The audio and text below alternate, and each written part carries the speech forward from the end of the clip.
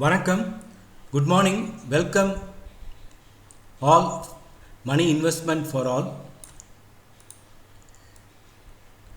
அதாவது ஸ்டாக் மார்க்கெட்டில் பார்த்தாலே நிறைய பேருக்கு பயமாக இருக்கும்.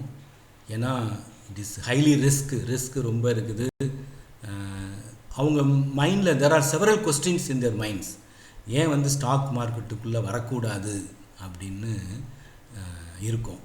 இந்த கொஸ்டின்ஸ்க்கெலாம் ஆன்சர் தெரிஞ்சால் கண்டிப்பாக அவங்க ஸ்டாக் மார்க்கெட்டில் இன்வெஸ்ட்மெண்ட் பண்ணுவாங்க.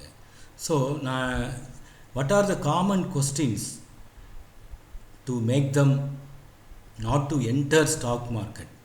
ஓகே, இந்த questions, common questions in the minds of beginners to invest in stock market இருக்க தான் செய்யும். அந்த கொஸ்டின்ஸ் என்ன, அதை எப்படி நம்ம அதை ஆன்சர் பண்ணுறது அப்படிங்கிறத இங்கே பார்ப்போம். டிஸ்க்ளைமர், இது வந்து ஒரு எஜுகேஷ்னல் வீடியோ தான். ஸ்டாக் ரெக்கமெண்டேஷனோ செல்லிங்கோ கிடையாது. நீங்கள் செல்ஃப் அனாலிசிஸ் பண்ணிவிட்டு ஸ்டாக்கை வாங்க. ஃபஸ்ட்டு கொஸ்டின் எல்லாருக்கும் இருக்கும், ஸ்டாக் மார்க்கெட்டை பற்றி கொஞ்சம் பயப்படுறவங்களுக்கு. Why to invest in stock market?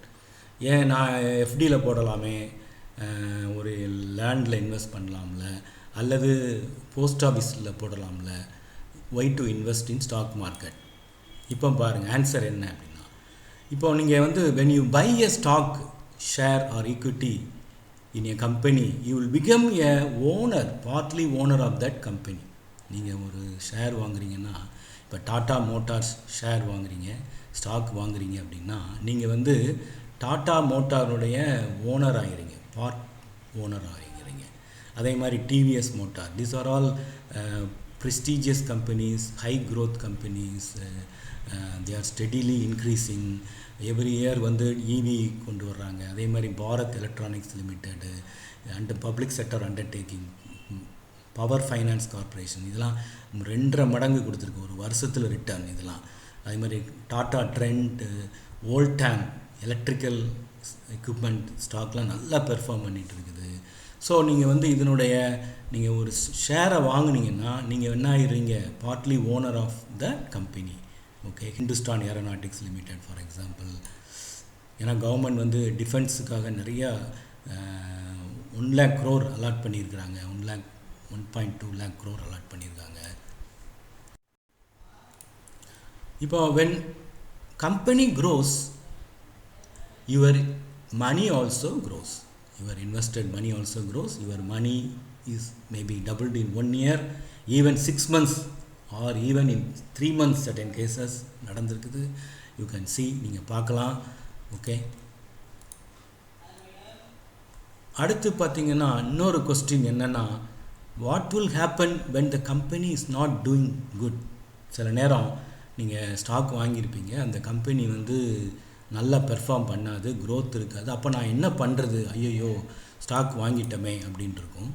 அப்போ வந்து அதுக்கு என்ன ஆன்சர் அப்படின்னா, please buy 10 stocks minimum in your portfolio. அதுக்கு பேர் என்னென்னா போர்ட்ஃபோலியோ டைவர்சிஃபிகேஷன் அப்படின்னு சொல்லுவாங்க.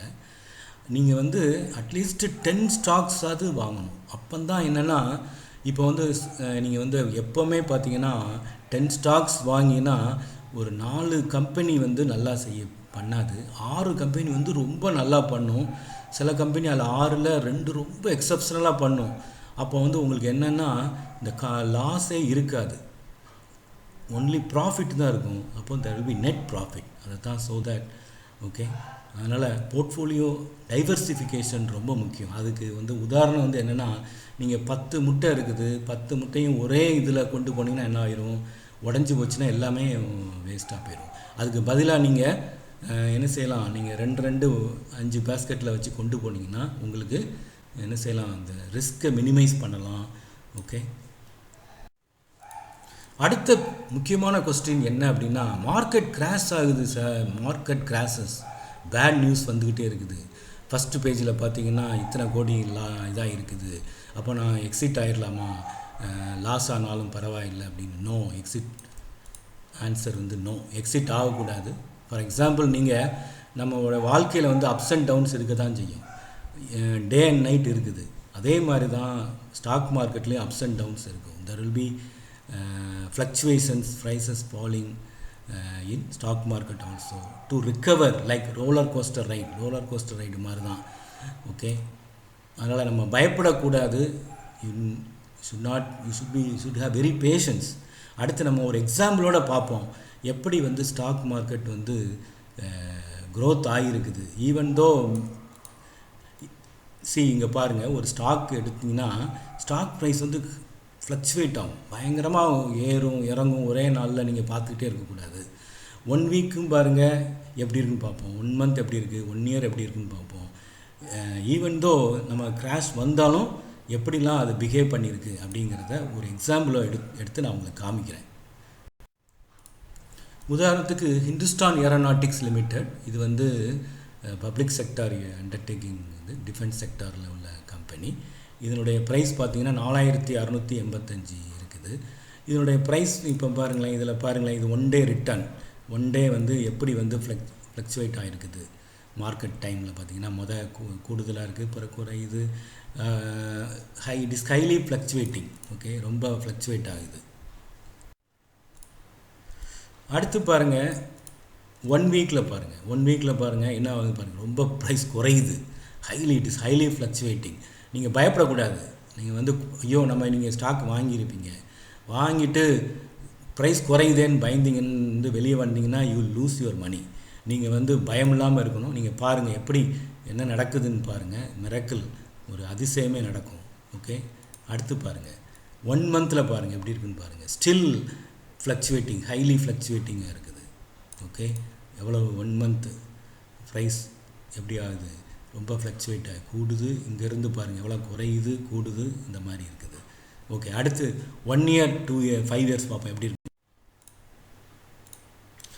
திஸ் இஸ் 1 இயர் ப்ரைஸ் எப்படி இருக்குன்னு பார்த்தீங்கன்னு பாருங்களேன். அதாவது பாருங்கள், ஸ்லைட்டாக ஒரு 1 டே பார்த்தீங்கன்னா அந்த பெருசாக தெரிஞ்சதெல்லாம் இங்கே சிறுசாகிடுச்சு. ஆனால் நெட் க்ரோத்து தான் இருக்குது பாருங்கள்.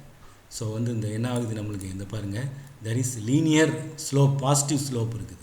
லீனியர் இன்க்ரீஸ் ஆகிட்டே போகுது. இருந்தாலும் குறைஞ்சி கூடினாலும் என்ன ஆகுது, ஸ்டாக் மார்க்கெட் இங்கேருந்து எங்கே போயிருக்கு பாருங்கள். There is a massive growth, there is a high return. எவ்வளோ ரிட்டர்ன் கொடுத்துருக்கு பார்த்தீங்கன்னா, அதாவது 124% கொடுத்துருக்குது. அப்படின்னா டபுள் மடங்காயிடுச்சு. ஒரு வருஷத்துலேயே நீங்கள் 1 lakh இன்வெஸ்ட் பண்ணியிருந்தீங்கன்னா 2 lakhs ஆயிரும். 1 crore 2 crores ஆகிருக்கும். இந்த மாதிரி க்ரோத் வந்து நீங்கள் எங்கேயுமே பார்க்க முடியாது. அதே மாதிரி இங்கே பாருங்கள், சரி நான் வந்து ஒரே வருஷத்தில் க்ளோஸ் பண்ணிடணுமா சார், இல்லை. நீங்கள் பாருங்கள் லாங் டேர்மாகவும் பாருங்கள். உதாரணத்துக்கு 5 இயர்ஸ் இது பாருங்கள், லீனியராக இன்க்ரீஸ் ஆகிட்டு இருக்குது. அடுத்து பாருங்கள் எக்ஸ்போனென்சியலாக இன்க்ரீஸ் ஆகுது. இதைத்தான் வந்து ஐன்ஸ்டீன் சொன்னார். ஸ்டாக் மார்க்கெட், அவர் வந்து எக்கனாமிஸ்ட்டு கிடையாது, இஸ் ஏ சயின்டிஸ்ட்டு. ஓகே, அவர் என்ன சொல்லியிருக்காருன்னா, ஸ்டாக் மார்க்கெட் வந்து 1 of the 8th wonders of the worldன்னு சொல்லியிருக்கிறார்.